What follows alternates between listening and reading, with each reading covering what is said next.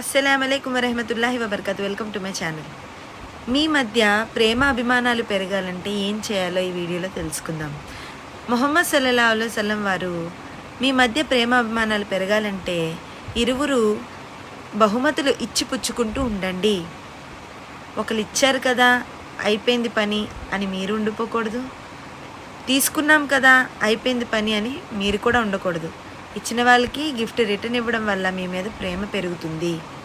ఇలా మీ కుటుంబ సభ్యులతో, అన్నదమ్ములతో, తల్లిదండ్రులతో, పిల్లలతో, భార్యతో చేసినట్లయితే మీ మధ్య ప్రేమ అభిమానాలు పెరుగుతాయని ఆప్ సల్లల్లాహు అలైహి వసల్లం వారు తెలియజేశారు.